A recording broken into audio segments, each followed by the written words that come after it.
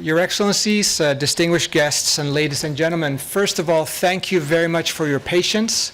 I know that we had to delay a little bit the beginning, but we're very excited now to begin this event entitled The Future of the EU Foreign, Security and Defense Policy Post-Brexit. We're delighted that so many of you could join us to cover a very timely event, and we also look forward to a discussion, a short discussion afterwards.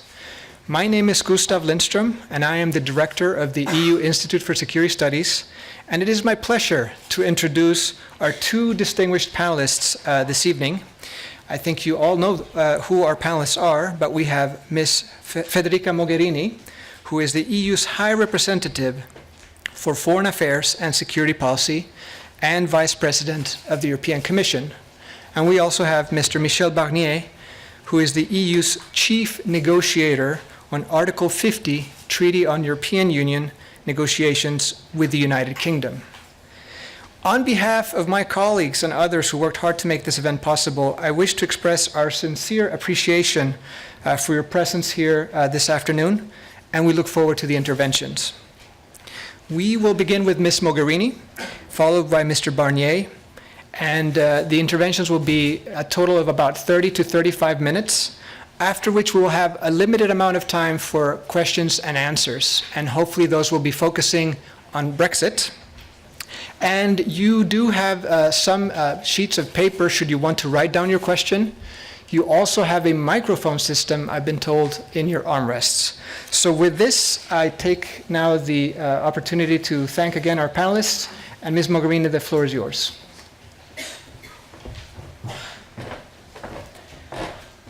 Thank you, Gustav. Cher Michel, thank you all for being here tonight. Again, let me apologize on behalf of both of us for the short delay. We'll try to spend all the time we have here to share with you and listen also from you about this important issue. Let me say how thankful I am for this opportunity we have. But also, I would like to start with a special thanks to Michel for the work he's doing, but also for suggesting to have this exchange today. Our cooperation with the United Kingdom on foreign policy, security and defense is one of the most strategic issues at stake in this process. It has probably been under the spotlight less than other aspects so far, but this doesn't mean we have not been preparing for that or working on that, working closely together with Michel and his team, and also for that I would like to thank him and his extraordinary team. The events of this week in particular, these days, make it even more obvious that in today's world you need partners and friends. Close ones. I said in Florence a couple of days ago that our world is in a state of chaos, and in the midst of such confusion, the European Union and the United Kingdom need one another. First of all, because the choice of leaving the European Union does not change geography. Britain is part of Europe, and this will not change. We will still share the same region. Now, if I'm not wrong, Churchill used to say that Europe is where the weather comes from. Now, personally, being from Rome, I have my doubts that the weather in London comes from there, but still we are connected. And today we are even more connected than before. What happens not only in the rest of Europe, but in the Middle East, in North Africa, in the east of our continent, will continue to matter to Britain, to the British citizens, as much as it will to the European Union. There was a time when British foreign policy was defined by splendid isolation. And it's clear to me that in today's world, this is simply not an option. Isolation would never work. You might try to isolate yourself from the rest of the world. It's difficult to imagine that the rest of the world will let you isolate from what is happening elsewhere. Our security is connected. Our economic growth is connected. We have an interest to stay as close as possible because we share the same strategic interests. And I have little doubt that our future is one of close partnership and cooperation. If you think about what has happened since the British referendum, that is quite clear in the field of foreign and security policy. On foreign policy, on security, even on defense, we are still taking decisions unanimously at 28. And let me tell you, those of you that are following the works in the Council, we have not had particular problems in finding unanimity over the last couple of years. On the contrary. The British interest and the European interest are still very much the same, and I guess they will continue to be very much the same.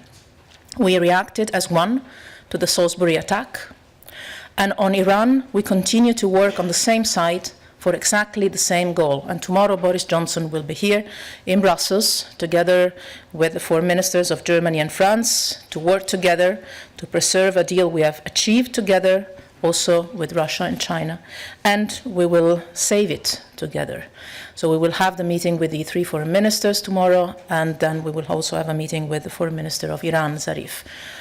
This couple of examples I've mentioned that are just coming out of the last couple of weeks do not overshadow the ongoing work that we're doing, continuing to cooperate so closely within the UN system and within NATO, in partnership between the European Union and NATO, perhaps even more closely than ever before.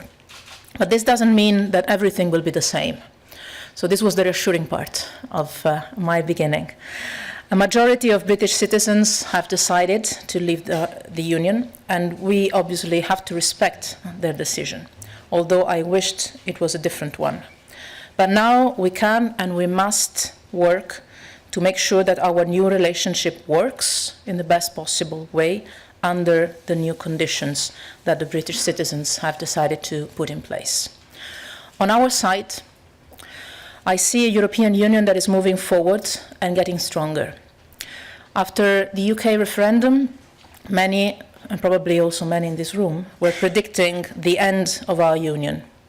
While we have seen, on the contrary, a relaunch of our common project, a recommitment to our unity, to our shared future. And I will give you 3 examples where I've seen clear steps on the consolidation of the future of the European Union as a common project.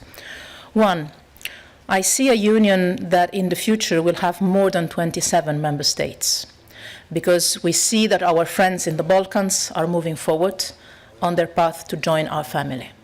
And I believe it is clear to all, the future of the Union, mid or long term, will be at more than 27. Second, the EU defense. I see a union that is much more confident about its potential and also its responsibilities as a global security provider. The European Union of Security and Defense is taking finally its first real steps for the first time in our history just now, and still taking decisions at unanimity at 28. We now have a European Defence Fund for research and for our defence industry. We have joint projects and common commitments under the permanent structured cooperation used for the first time ever after 10 years of the Lisbon Treaties. And I have proposed to have one single financial instrument, the European Peace Facility, to finance all our missions and our support to external partners in the security field. So never as now, paradoxically, we are moving forward on one of the biggest dreams of our founding fathers and mothers, a European Union that is based also on defense and security, and still with the European Union having the United Kingdom as its own member state so far. The third short example I would like to raise with you is trade, because I see a union that is creating new opportunities for its firms, for its products, and for protecting its jobs, through more and better free trade agreements as never before. And the list can continue. So this is how I see, and I believe, the European Union will continue after Brexit in the field of foreign, security and defence. But what about the UK? When the withdrawal process comes to an end, the United Kingdom will not be part of our union anymore. It will be a friend, it will be a partner, but as a third country. And I've always said from the beginning of the story, you have to ask me about Brexit once it falls under my responsibility, which will be external action. At a certain moment, it will be a third party. Britain will not be a half member or a member ad honorem, because there is no such thing. Either you're a member or not. The way we work together will inevitably have to change. At the same time, I have no doubt at all that our cooperation should be and will be as close and as positive as possible. History and geography, interests and values tell us that our partnership will be strong and strategic. Michel will tell you more on where we stand in the negotiations, for sure, but I would like to say just a few words on where I believe we will be after 2019 on our foreign policy, security and defense cooperation. First of all, we will need the strongest possible channels of communication to discuss and coordinate our foreign and security policy. We, as the European Union, do not aspire, never, to impose our policies on our partners. This is not our style. And at the same time, we are autonomous in our decisions, and we cherish our strategic autonomy. Our partners do not have a seat at the table when we take decisions, but we do value and appreciate having their views and their advice, and obviously having them joining us once we take the decisions. For this reason, I hope we will be able to set up a consultation mechanism with the United Kingdom to coordinate our responses to international events, our positions inside international organizations, and our actions when our objectives align. This will also require a mechanism to share information in a smooth and secure way, as we already do with some of our partners. Secondly, I'm also convinced that the United Kingdom will maintain a strong interest on their side in taking part in our military and civilian missions. These missions contribute to our collective security in Europe and beyond.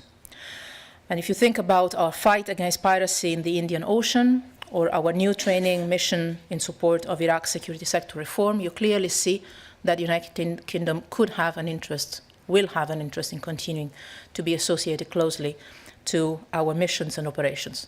The difference will be they will not sit at the table where these missions and operations will be decided, but they will be obviously welcome to join, because cooperation with our partners in this field is not new.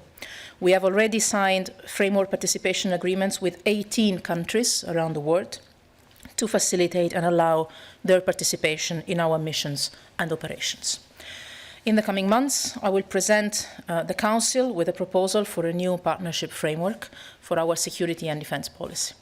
I see this as a mechanism for closer and more constant coordination with the non-EU countries and international organizations involved in our missions and operations, or otherwise associated to our policy in the field of security and defense.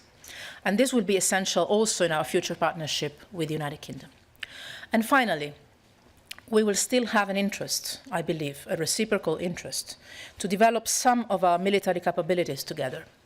So I believe we can find ways, we will find ways, for the United Kingdom to cooperate with us in the framework of our permanent structured cooperation and with the European Defence Agency. As you know, talks are underway with the member states and within the member states, and that are part of the permanent structured cooperation in particular, on the modalities for the participation of third countries to projects under PESCO.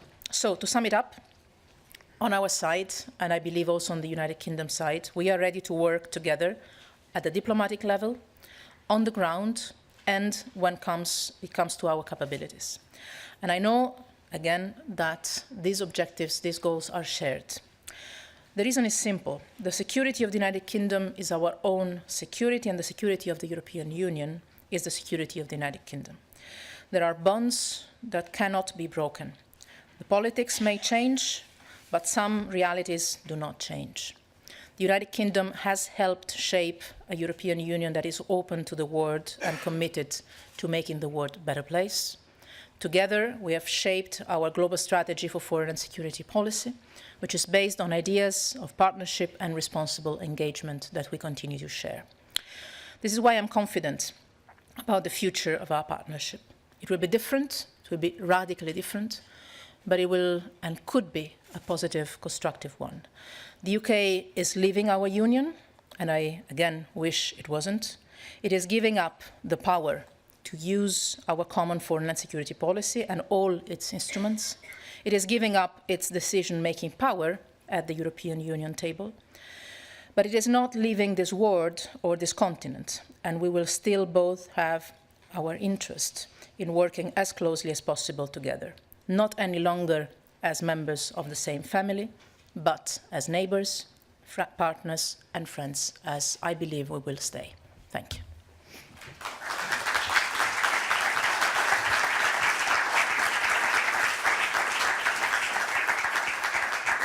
Thank you very much, Ms. Mogherini. And I think in the interest of time, we will simply now give an opportunity for Mr. Barnier. And we will actually have just the Q&A afterwards, where we have an opportunity to follow up a little bit on this vision for the relationship after Brexit. Thank you. Thank you, Gustav, and good evening, good afternoon, ladies and gentlemen, dear Federica, General, dear Jorge, ambassadors. I have to apologize because I was late, not Federica. And I was late.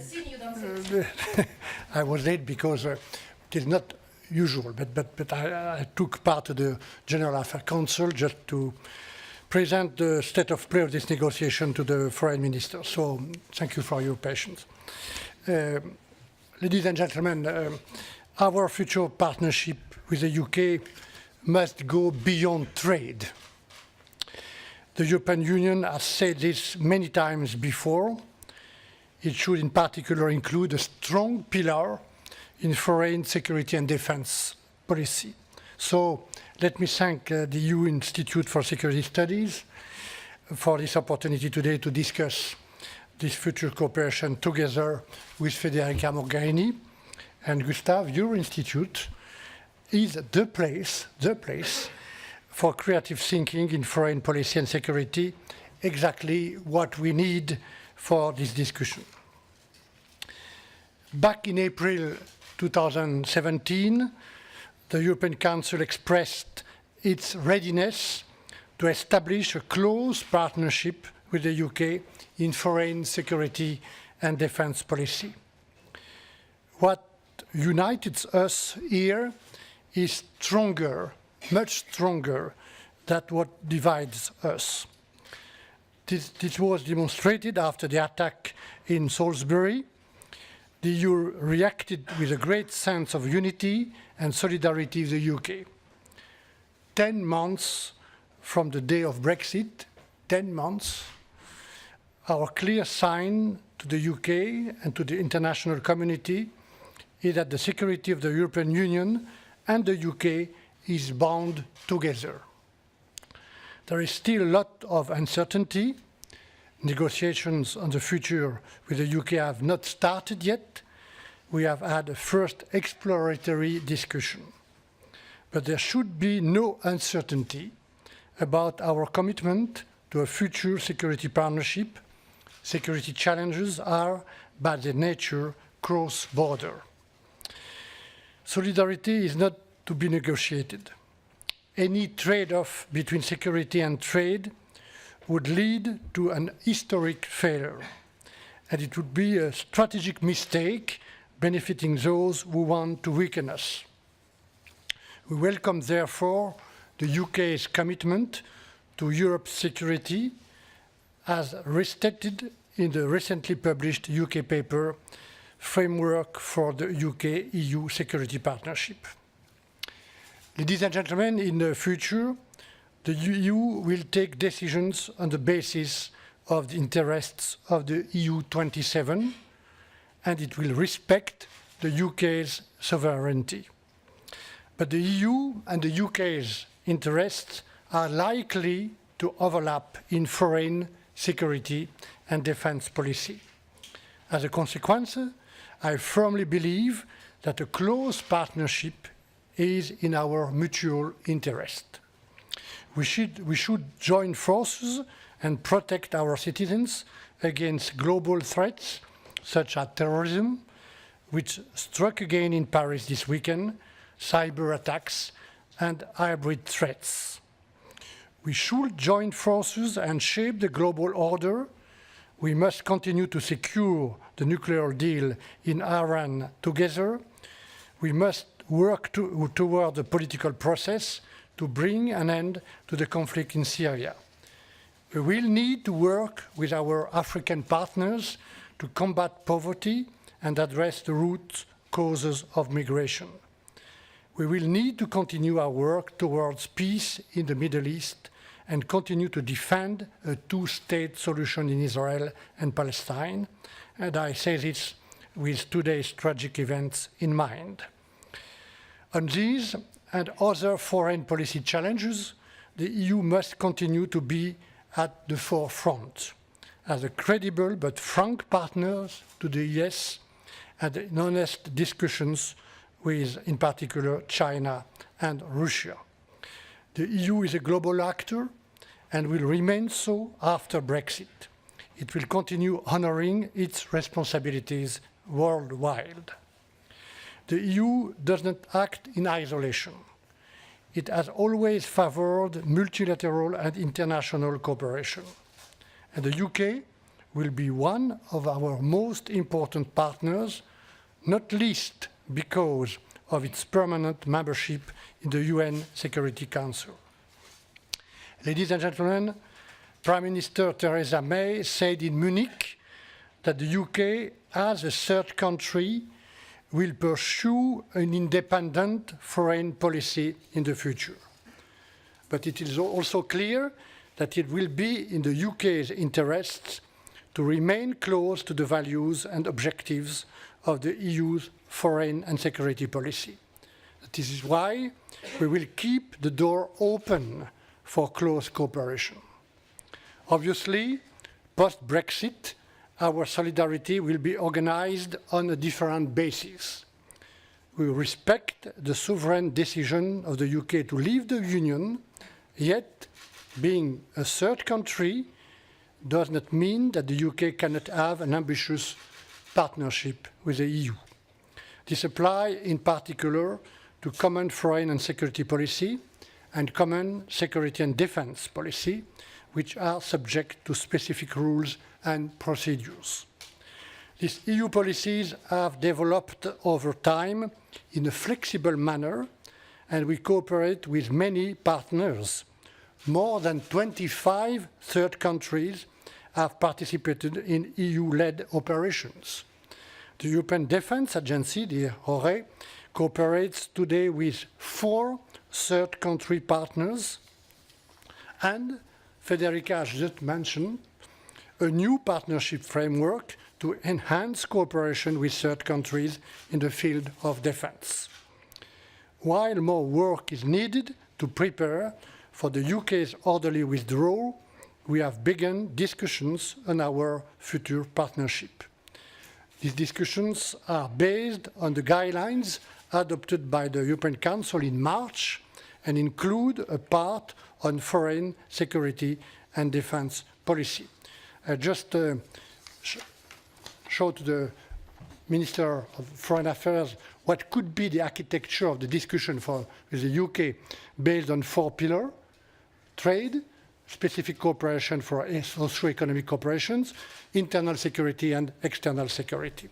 And so, following the lines and the guidelines of the European Council, we have to begin now on an operational base this discussion with the UK.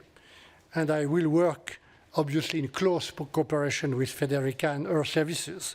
And I will, of course, consider this close relationship we already have with partners such as Norway.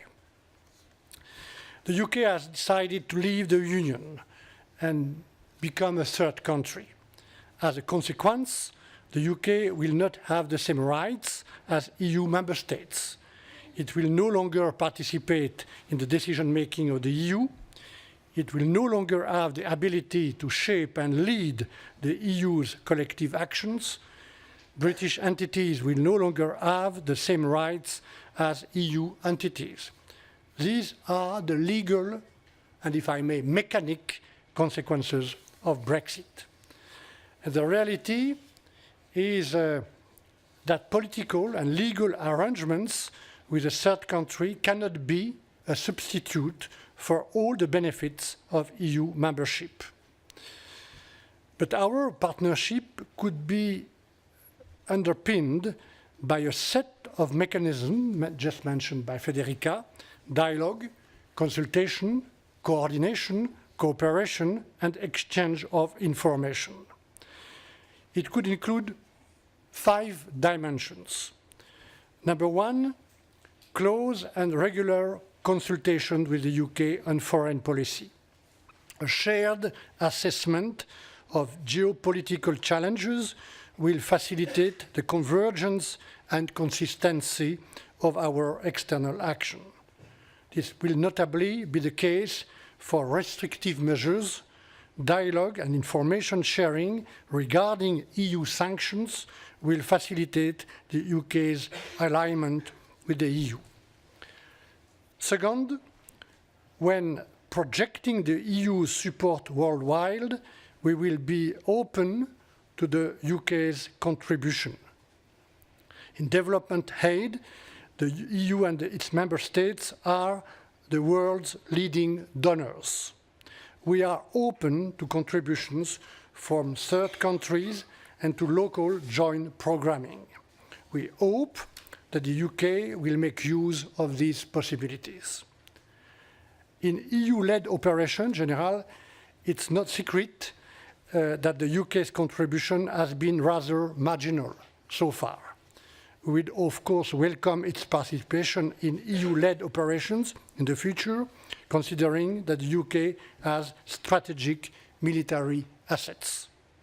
Third, in defense matters, the UK should have the possibility, where it will add value, to actively take part in a number of European Defence Agency's research and technology projects.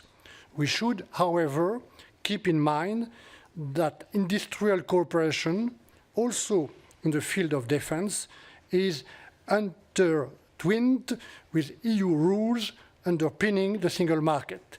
This will in particular apply to the new European Defence Fund. Fourth, exchanging information on incidents will make us collectively more effective in fighting cyber attacks. And finally, this future relationship should be underpinned by a security of information agreement between the EU and the United Kingdom. It will provide for the exchange and protection of classified information. It will facilitate the exchange of intelligence, as mentioned right today by Andrew Parker, the head of MI5 in Berlin. Ladies and gentlemen, just one word, a specific word on Galileo. There have recently been many press articles and many misunderstandings. The UK decided unilaterally and autonomously to withdraw from the EU.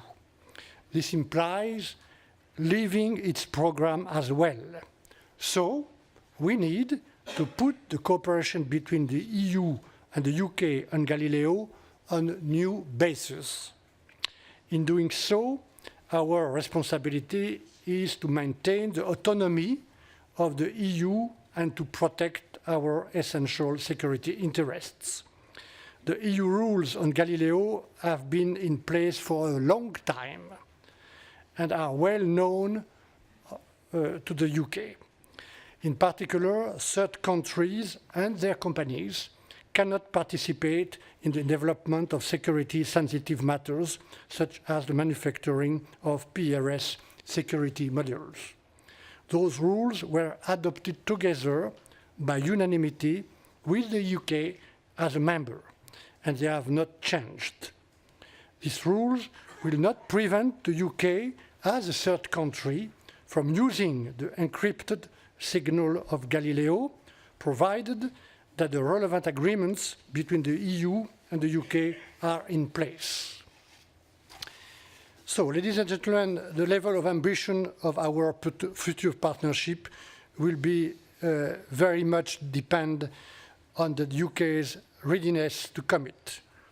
The more the UK converges with EU foreign policy and substantially engages alongside the EU, the closer the cooperation is likely to be. Of course, some defense and intelligence actions take place outside the framework of the EU, such as in NATO, and also bilateral relationships will continue to develop. And finally, the UK will continue to operate with partners in ad hoc groupings, such as recently in Syria. Yet, the EU is more than a coalition of the willing. It is a union at 27 of 440 million citizens that provides for stability and certainty in a volatile environment. A union that roots its actions in multilateralism, defends and projects value globally, and deploy a vast set of instruments. A union that is strong enough to best address current and future challenges. It seems natural, therefore, that we should build our cooperation together rather than build it piecemeal. This cooperation should be based on an alignment of foreign policy objectives rather than short-term and ad hoc interests. Finally, ladies and gentlemen, we will keep the door open to the UK as a third country. At the same time, our priority is to continue deepening our policies in defense and security. President Juncker has called for European Defence Union, President Macron for European sovereignty, Chancellor Merkel for a union that shapes its own destiny. The Union is enhancing its ability to act globally, with, for example, the European Defence Fund, EU space programs, EU Cyber Security Centre of Excellence. And the Union will continue to develop its partnership with NATO in the spirit of the joint declaration signed in Warsaw in July 2016. This is no ideology. There is no ideology on the EU side, no emotion, no willingness to punish, never, but ambition and respect for our rules. As I said in Berlin last November, our future relationship in the field of foreign, defense and security policy should not be designed through the lens of the past. Rather, it should take into account the geopolitical challenge of tomorrow. This is the spirit in which we will prepare for October the political declarations on the framework for the future relations, which will be on the side of the withdrawal agreement, provided that this withdrawal agreement is finalized. And allow me to repeat myself, we are not there yet. To be clear, if you look at this draft of the treaty, which is a nice green color, 75% of this draft treaty is now in green, which is a good point, but 75 does not mean 100%. And the last 25% which remain, in particular the Irish and Northern Ireland case, are very serious. So we are not at the end, but we are now working on this future framework of the future relation, which must be ambitious. Thank you very much for your attention.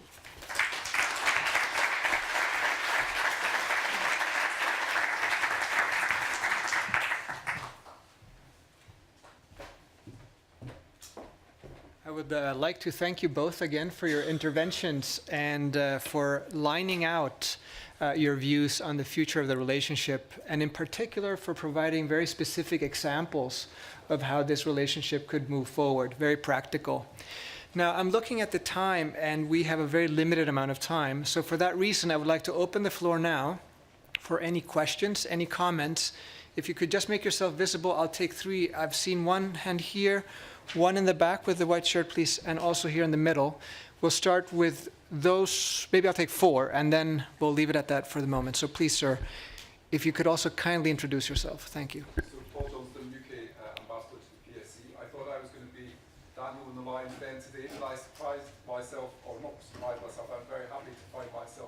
broad agreement with what both the High Representative and Mr. Barnier said. Sorry, yeah. So yes, Paul Johnson from the UK PSC, very much in agreement with what both of you said, in particular the focus that the High Representative mentioned on some of the real-world challenges we have, Iran, Syria, Middle East peace process, where I think we're demonstrating exactly the point you made about the overlap in interests and values and commitments. If you look at the High Representative's excellent global strategy from 2016 and the UK's Strategic Defence and Security Review, the threat landscape we describe is very similar, and I think that suggests, as both of you said, that we will have strong continuing overlap. You said, Mr. Barnier, in your Berlin speech, I think that you wanted a partnership that was broad, balanced and beneficial. I think we have very much the same sense. We want one that is principled. We accept that we're leaving. We accept all the points you make about autonomy, but positive, because there's a great deal that we need to do together to confront common challenges, and also pragmatic, that we need to look at how we can have functional, informal and formal consultation, because the world of foreign and defence policy, as you both know very well, is fast-moving and fluid, and we will need to be agile and effective to work together. So we will be strongly committed to getting the right sort of agreement with the help of both of you. And thank you for today's contributions. Thank you, Ambassador. And I think we'll continue with the questions or comments. So in the back, please, if you can introduce yourself as well. Thank you. Thanks. It's Adam Fleming from the BBC, so it looks like a British ambush is happening now. Mr. Barnier, how much progress has been made in the talks since the last European Council in March? Is it true that there's very little? And Mrs. Mogherini, do you think Galileo will be stronger or weaker as a programme without the UK taking part in a proprietary way? Okay, thank you. And we have the last two questions or comments in the middle of the room, and then I want to bring it back to the panel. So I think, let me see, I know there was one on the, yes, yes, please, and then Mr. Taylor.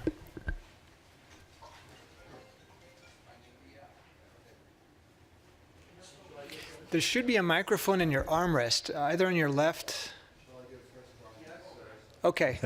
Paul Taylor, this really isn't a British setup because I'm applying for French citizenship. So I should ask Monsieur Barnier en français.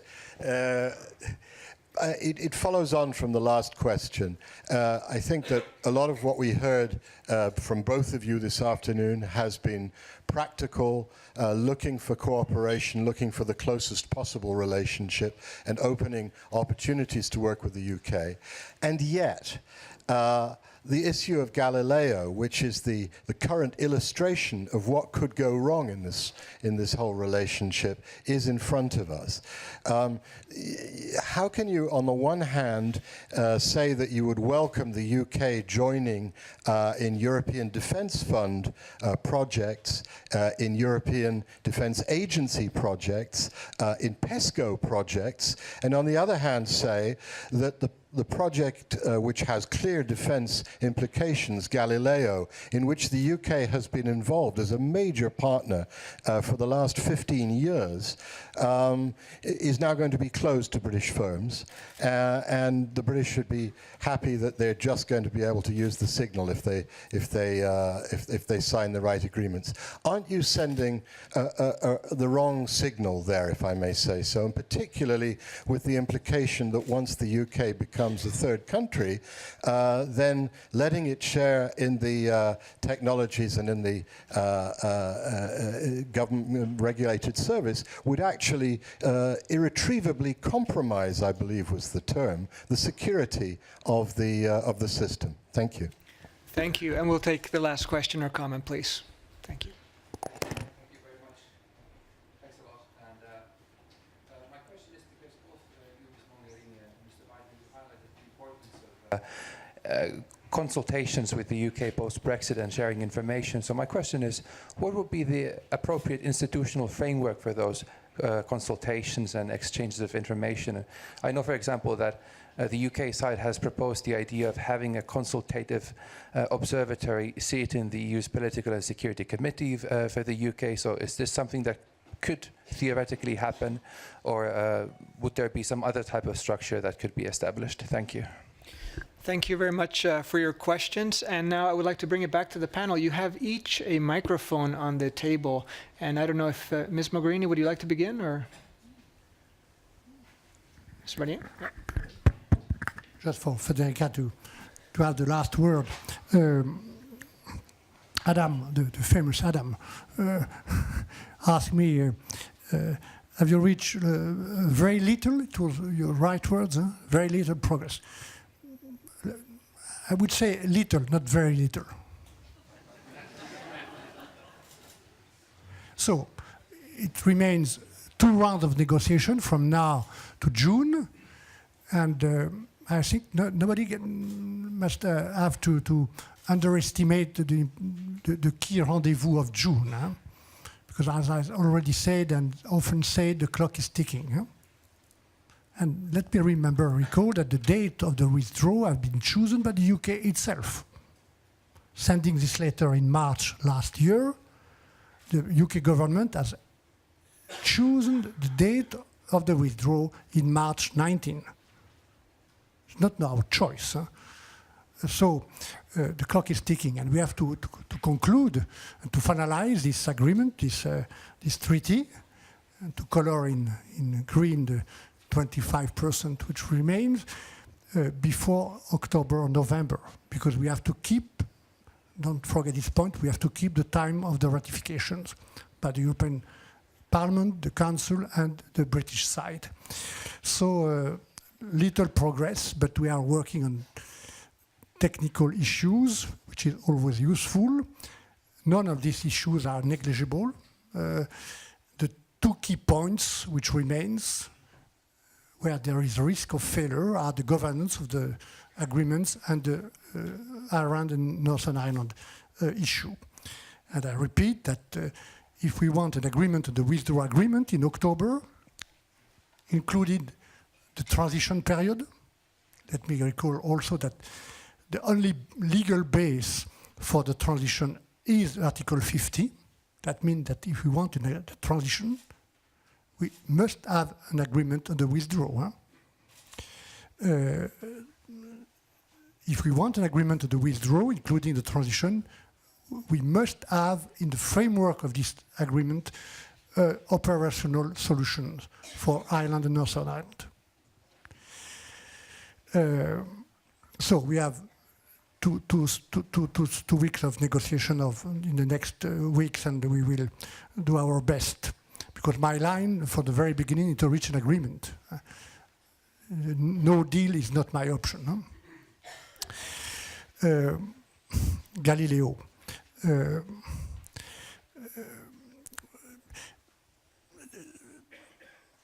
I think the UK, not you, some in the UK has to assume all the consequences of their decisions.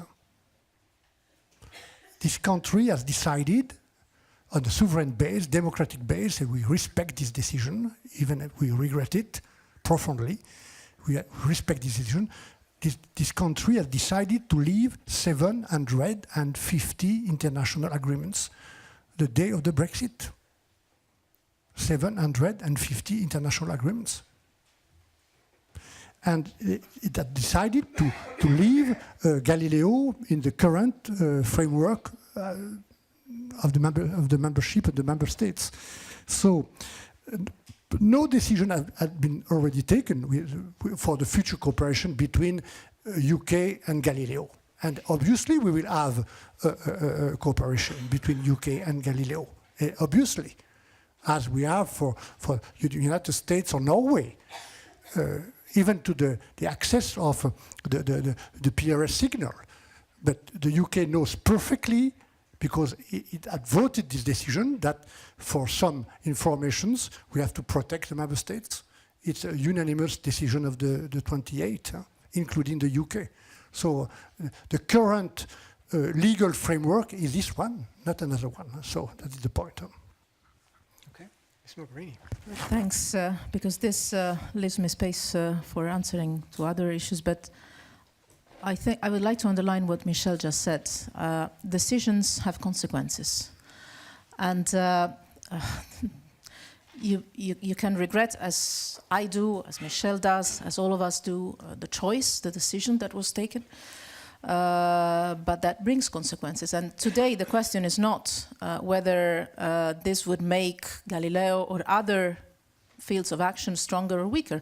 The point is that a decision has effects, consequences. This would probably signal the need for campaigns before one takes decisions that are well informed, rather than managing the results of decisions afterwards that might bring some contradictions on the surface. But this is the state of play where we are. So it's not a matter of making stronger or weaker Galileo. For what concerns us, for sure, Michel and myself, our job today is to guarantee that the future union, well, the current union still, as it is at 28, and then the future union when it will be at 27, or the future union when it will be more than 27, will be as strong as possible, given the conditions we have. I would like to mention one other thing on PESCO projects, because some of you referred to the fact that the United Kingdom might be welcomed to join some PESCO projects. This is still to be defined. The modalities of this are still under discussion. And it is going to be a very particular system because, as you know, the countries, the member states participating in the permanent structured cooperation will define themselves in the coming months, I believe, hopefully before the end of the year, the conditions under which a single third country can be invited to join a specific project run by those member states on the basis of an assumption of and an analysis of the added value under agreement, most likely, of all the other member states that participate in the permanent structured cooperation. So it will be modalities for an invitation that will be made on an ad hoc basis, not just for the United Kingdom, but for any other third party that could be interesting for the Union to have on board.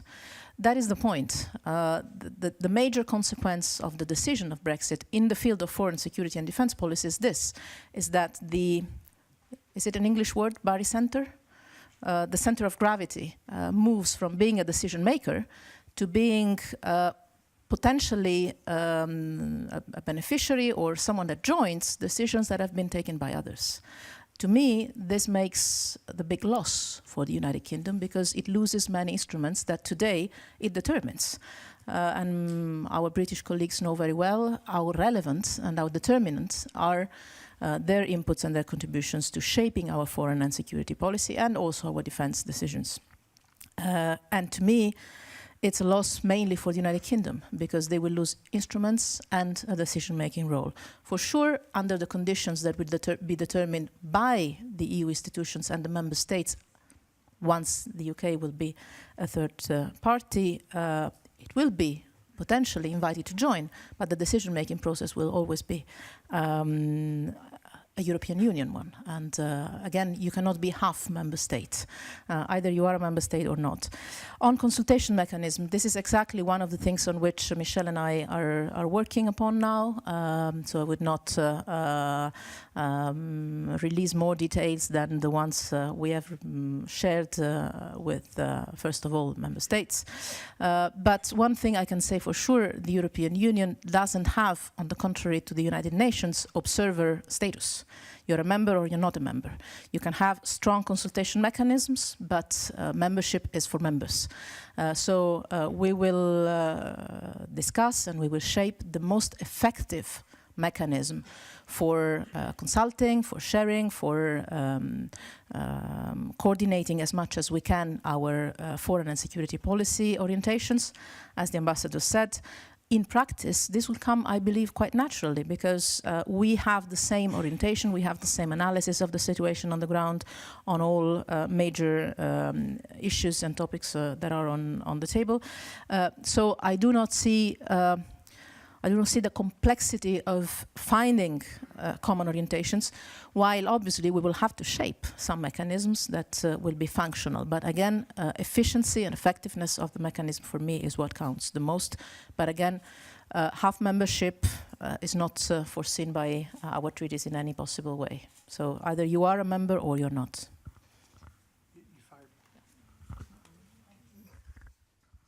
I may just add one word. I already said that there is no added value in Brexit.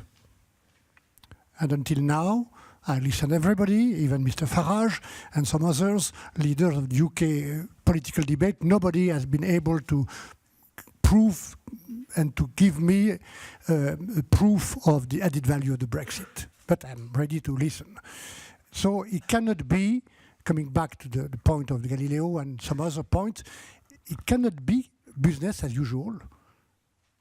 It will not be business as usual because this decision, this sovereign decision, has so many legal, human, social, technical, financial, economic consequences. And we have to, just in our work, daily work as negotiators, to limit the consequences.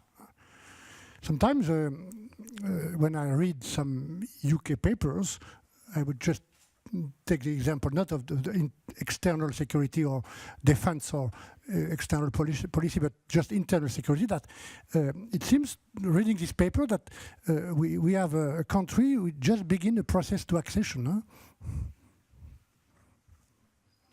So it cannot be a business as usual. Huh? In the British British paper on internal security, they ask for many opt-in. They never ask in the past, just before leaving. Huh? This is a problem. It cannot be business as usual. I'm sorry for that. Once again, I regret profoundly this decision. Huh? But we have to limit the consequences for both sides. Huh? And for our partners, because what Michel said, but now we'll stop it, is that the UK leaves 750 international agreements. Our job, and my job in particular, is not only to guarantee that the future European Union will be an effective global player in the field of foreign security and defense policy altogether, but also to guarantee to our partners that all these agreements, first of all, will stay. They will simply apply to a territory of the European Union that will be different from the one that was at the time when these agreements were signed, but the legal basis for that stays absolutely sound, and that the European Union will continue to be that strong partner, and even probably even a stronger partner, because somehow the other 27, I think, realized what they were risking to lose in the moment of the Brexit referendum, so that the European Union will continue to be the strong, reliable partner that the world needs today. And it seems to me quite obvious that it needs it more than ever. So we'll try to do our best to continue to work on the interest of Europeans and also of our partners in the world, because we know that the world demands European Union much more than sometimes Europeans themselves realize, but we know that. Ms. Mogherini, Mr. Barnier, thank you very much for taking the time to join us today, and also for answering these questions and also providing a lot of additional details surrounding those issues. I'm afraid we've run out of time, so I know that there could be more questions and comments, but as was mentioned now, this is a continued conversation. There will be developments. And there will be, we know that there's at least 25%, but there are many other issues that will need to be gone through. So the conversation will continue. But for now, I would like to thank you all again for joining us, for having asked these questions, for your comments. And I would also like to thank all the collaborators, both within the EU ISS, but also with the respective staffs who we have worked closely together to make this event possible. So thank you to all, and have a very nice evening. Thank you.